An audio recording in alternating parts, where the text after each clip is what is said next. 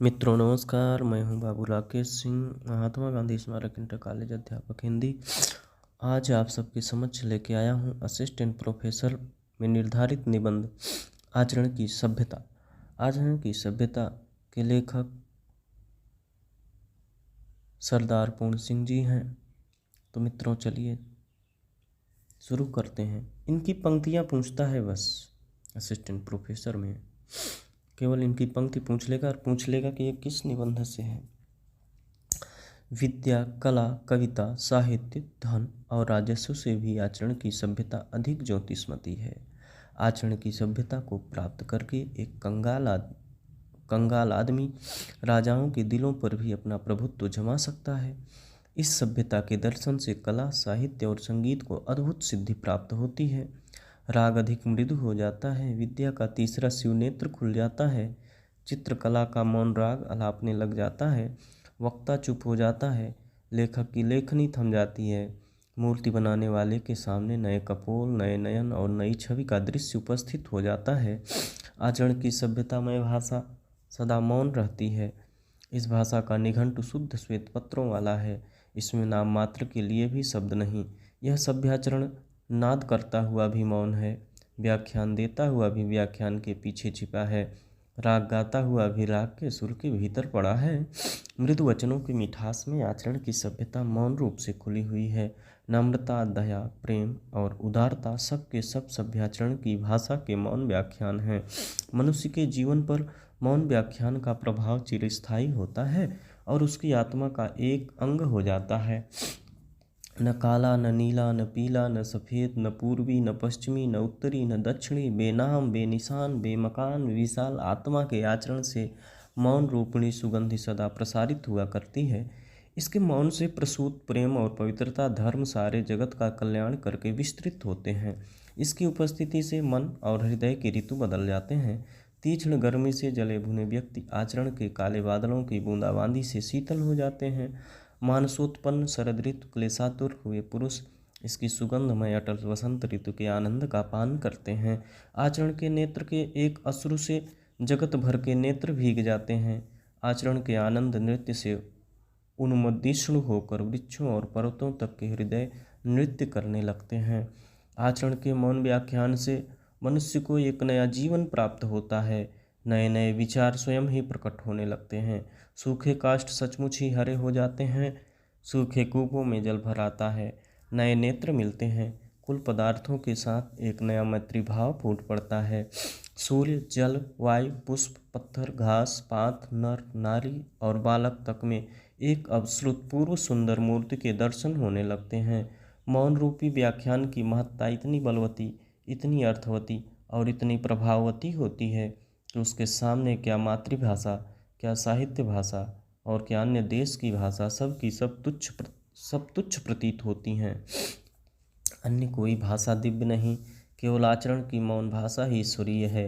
विचार करके देखो, मौन व्याख्यान किस तरह आपके हृदय की नाड़ी नाड़ी में सुंदरता को पिरो देता है। वह व्याख्यान ही क्या जिसने हृदय की धुन को, मन के लक्ष्य को ही न बदल दिया। चंद्रमा की मंद मंद हंसी का, तारागण के कटाक्षपूर्ण प्राकृतिक मौन व्याख्यान का प्रभाव किसी कवि के दिल में घुस कर देखो। सूर्यास्त होने के पश्चात श्री केशव चंद्र सेन और महर्षि देवेंद्रनाथ ठाकुर ने सारी रात एक क्षण की तरह गुजार दी। यह तो कल की बात है। कमल और नरगिस में नयन देखने वाले नेत्रों से पूछो कि मौन व्याख्यान की प्रभुता कितनी दिव्य है। प्रेम की भाषा शब्द रहित है। नेत्रों की, कपोलों की, मस्तक की भाषा भी शब्द रहित है। जीवन का तत्व भी शब्द से परे है। सच्चा आचरण प्रभावशील, अचल, स्थित, संयुक्त आचरण न तो साहित्य के लंबे व्याख्यानों से गढ़ा जा सकता है, न वेद की श्रुतियों के मीठे उपदेश से, न अंजील से, न कुरान से, न धर्म चर्चा से, न केवल सत्संग से। जीवन के अरण्य में धंसे हुए पुरुष पर प्रकृति और मनुष्य के जीवन के मौन व्याख्यानों के यत्न से सुनार के छोटे हथौड़े की मंद मंद चोटों की तरह आचरण का रूप प्रत्यक्ष होता है। बर्फ का दुपट्टा बांधे हुए हिमालय इस समय तो अति सुंदर, अति ऊंचा और अति गौरवान्वित मालूम होता है, परंतु प्रकृति ने अगणित शताब्दियों के परिश्रम से रेत का एक एक परमाणु समुद्र के जल में डुबो डुबो कर और उनको अपने विचित्र हथौड़े से सुडौल करके इस हिमालय के दर्शन कराए हैं। आचरण भी हिमालय की तरह एक ऊंचे कलश वाला मंदिर है। यह वह आम का पेड़ नहीं जिसको मदारी एक क्षण में तुम्हारी आंखों में मिट्टी डालकर अपनी हथेली पर जमा दे। इसके बनने में अनंत काल लगा है। पृथ्वी बन गई, सूर्य बन गया, तारागण आकाश में दौड़ने लगे, परंतु अभी तक आचरण के सुंदर रूप के पूर्ण दर्शन नहीं हुए। कहीं कहीं उसकी अत्यल्प छटा अवश्य दिखाई देती है। पुस्तकों में लिखे हुए नुस्खों से तो और भी अधिक बदहजमी हो जाती है। सारे वेद और शास्त्र भी यदि घोल कर पी लिए जाएं तो भी आदर्श आचरण की प्राप्ति नहीं होती। आचरण की प्राप्ति की इच्छा रखने वाले को तर्क वितर्क से कुछ भी सहायता नहीं मिलती। शब्द और वाणी तो साधारण जीवन के चोचले हैं, ये आचरण की गुप्त गुहा में नहीं प्रवेश कर सकते, वहाँ इनका कुछ भी प्रभाव नहीं पड़ता। वेद इस देश के रहने वालों के विश्वासानुसार ब्रह्मवाणी हैं, परंतु इतना काल व्यतीत हो जाने पर भी आज तक वे समस्त जगत की भिन्न भिन्न जातियों को संस्कृत भाषा न बुला सके, न समझा सके, न सिखा सके। यह बात हो कैसे? ईश्वर तो सदा मौन है। ईश्वरीय मौन शब्द और भाषा का विषय नहीं, यह केवल आचरण के कान में गुरु मंत्र फूंक सकता है। वह केवल ऋषि के दिल में वेद का ज्ञानोदय कर सकता है। किसी का आचरण वायु के झोंके से हिल जाए तो हिल जाए, परंतु साहित्य और शब्द की गोलंदाजी और आंधी से उसके सिर के एक बाल तक का बांका न होना एक साधारण बात है। पुष्प की कोमल पंखुड़ी के स्पर्श से किसी को रोमांच हो जाए, जल की शीतलता से क्रोध और विषय वासना शांत हो जाए, बर्फ के दर्शन से पवित्रता आ जाए, सूर्य की ज्योति से नेत्र खुल जाएं, परंतु अंग्रेजी भाषा का व्याख्यान चाहे वह कार्लायल का ही लिखा हुआ क्यों न हो, बनारस में पंडितों के लिए राम लीला ही है। इसी तरह न्याय और व्याकरण की बारीकियों के विषय में पंडितों के द्वारा की गई चर्चाएं और शास्त्रार्थ संस्कृत ज्ञानहीन पुरुषों के लिए स्टीम इंजन के फप फप शब्द से अधिक अर्थ नहीं रखते। यदि आप कहें व्याख्यानों के द्वारा, उपदेशों के द्वारा, धर्मचर्चा द्वारा कितने ही पुरुषों और नारियों के हृदय पर जीवन व्यापी प्रभाव पड़ा है, तो उत्तर यह है कि प्रभाव शब्द का नहीं पड़ता, प्रभाव तो सदाचरण का पड़ता है। साधारण उपदेश तो हर गिरजे, हर मंदिर और हर मस्जिद में होते हैं, परंतु उनका प्रभाव तभी हम पर पड़ता है जब गिरजे का पादरी स्वयं ईसा होता है, मंदिर का पुजारी स्वयं ब्रह्मर्षि होता है, मस्जिद का मुल्ला स्वयं पैगंबर और रसूल होता है। यदि एक ब्राह्मण किसी डूबती कन्या की रक्षा के लिए, चाहे वह कन्या जिस जाति की हो, जिस किसी मनुष्य की हो, जिस किसी देश की हो, चाहे आपको गंगा में फेंक दे, चाहे उसके प्राण यह काम करने में रहें चाहे जाएं, तो इस कार्य में प्रेरक आचरण की मौनमयी भाषा किस देश में, किस जाति में और किस काल में कौन नहीं समझ सकता। प्रेम का आचरण, दया का आचरण, क्या पशु क्या मनुष्य, जगत के सभी चराचर आप समझ लेते हैं। जगत भर के बच्चों की भाषा इस भाषाहीन भाषा का चिन्ह है।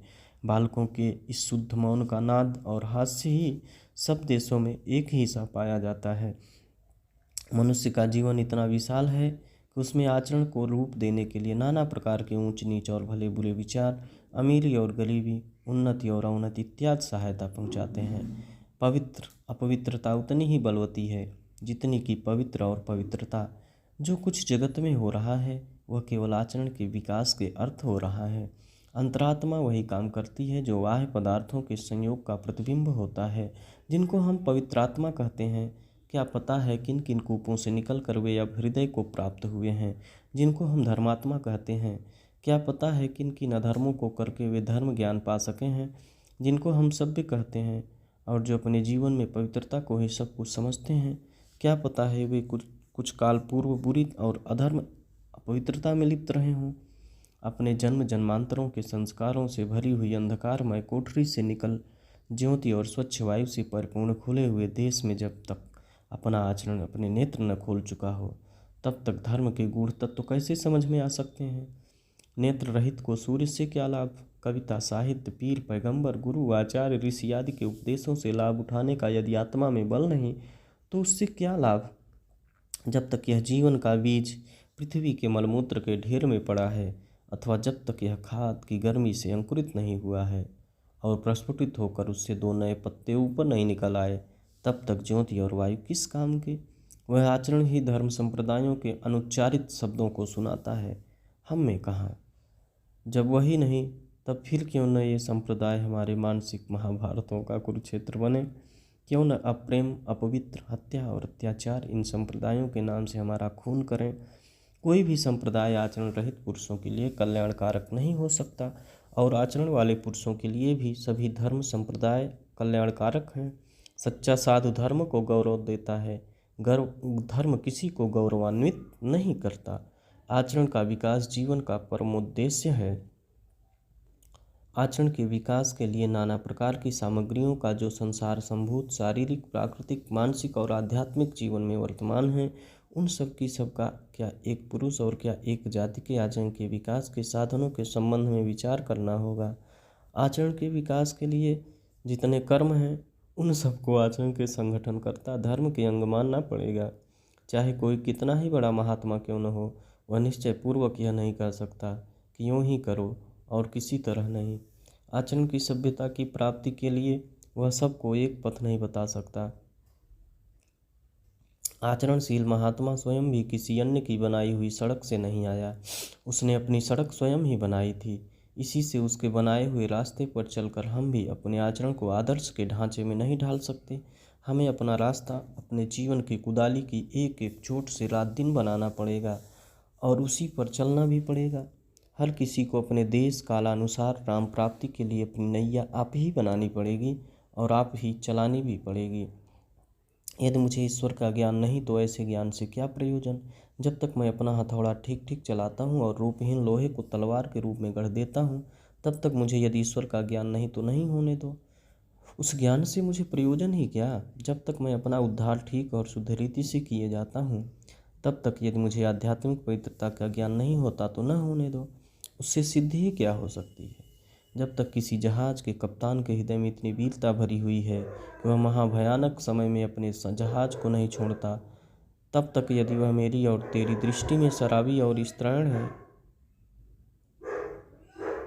तो उसे वैसा ही रहने दो। उसकी बुरी बातों से हमें प्रयोजन ही क्या। आंधी हो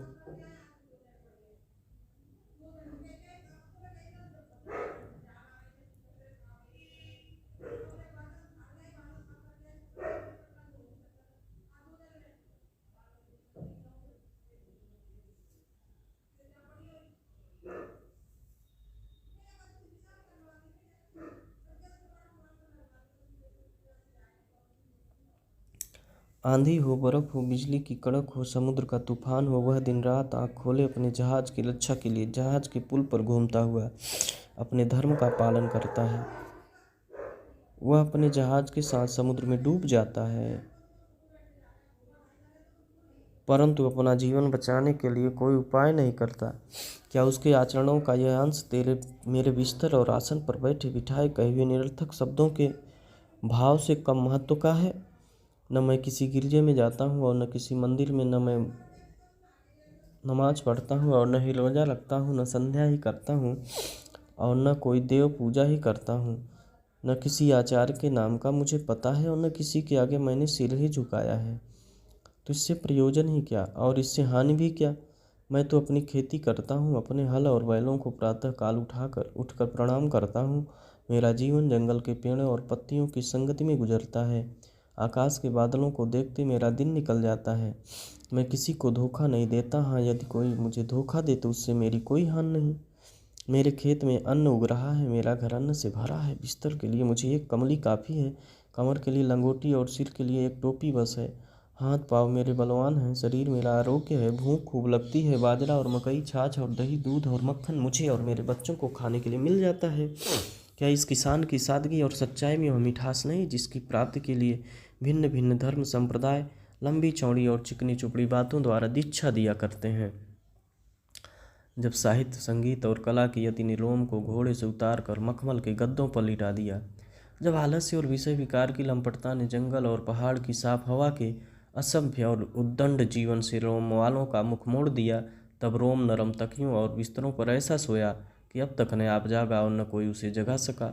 एंग्लो सैक्सन जाति ने जो उच्च पद प्राप्त किया, बस उसने अपने समुद्र, जंगल और पर्वत से संबंध रखने वाले जीवन से ही प्राप्त किया। जाति की उन्नति लड़ने भिड़ने, मरने मारने, लूटने और लूट जाने, शिकार करने और शिकार होने वाले जीवन का ही परिणाम है।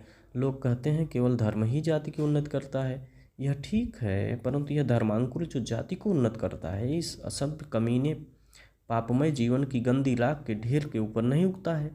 मंदिरों और गिरजों की मंद मंद टिमटिमाती हुई मोमबत्तियों की रोशनी से यूरोप इस उच्चावस्था को नहीं पहुंचा।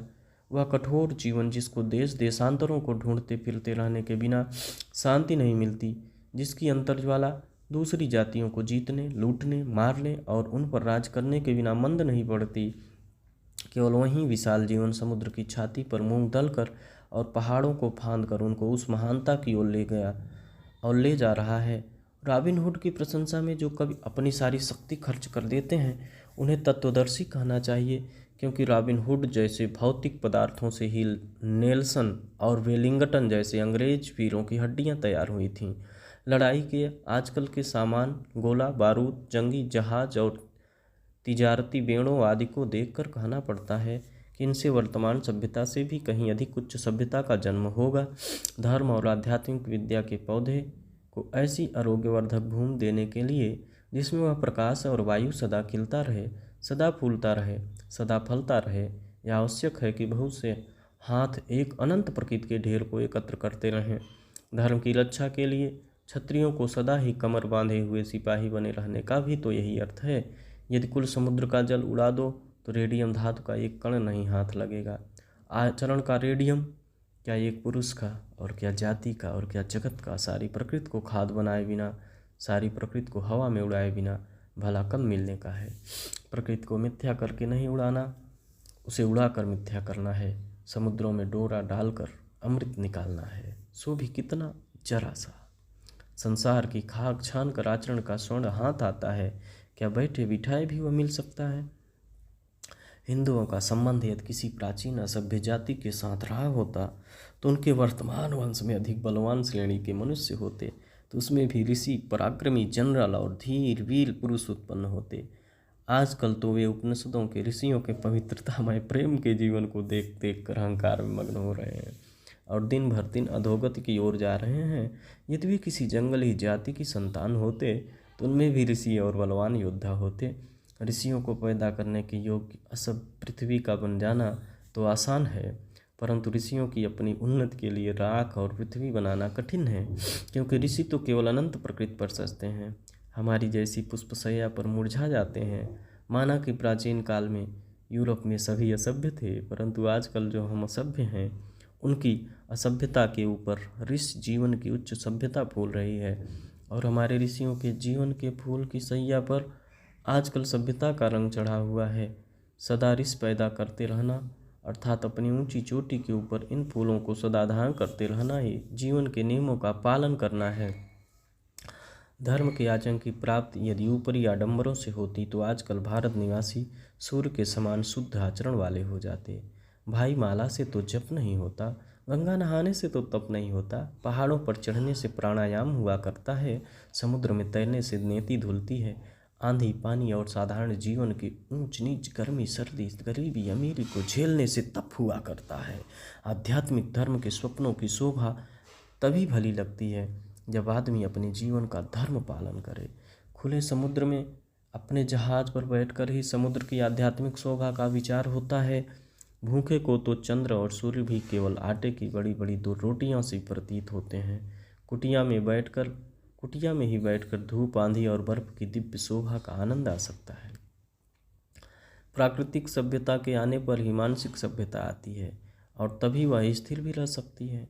मानसिक सभ्यता के होने पर ही आचरण सभ्यता की प्राप्ति संभव है और तभी वह स्थिर भी हो सकती है। जब तक निर्धन पुरुष पाप से अपना पेट भरता है तब तक धनवान पुरुष के शुद्धाचरण की पूरी परीक्षा नहीं। इसी प्रकार जब तक अज्ञानी का आचरण शुद्ध है तब तक ज्ञानवान के आचरण की पूरी परीक्षा नहीं। तब तक जगत में आचरण की सभ्यता का राज्य नहीं। आचरण की सभ्यता का देश ही निराला है। उसमें न शारीरिक झगड़े हैं, न मानसिक, न आध्यात्मिक, न उसमें विद्रोह है, न जंग ही का नामो निशान है, और न वहाँ कोई ऊंचा है न नीचा। न कोई वहाँ धनवान है और न कोई वहाँ निर्धन। वहाँ प्रकृति का नाम नहीं, वहाँ तो प्रेम और एकता का अखंड राज्य रहता है। जिस समय आचरण की सभ्यता संसार में आती है, उस समय नीले आकाश से मनुष्य को वेद ध्वनि सुनाई देती है।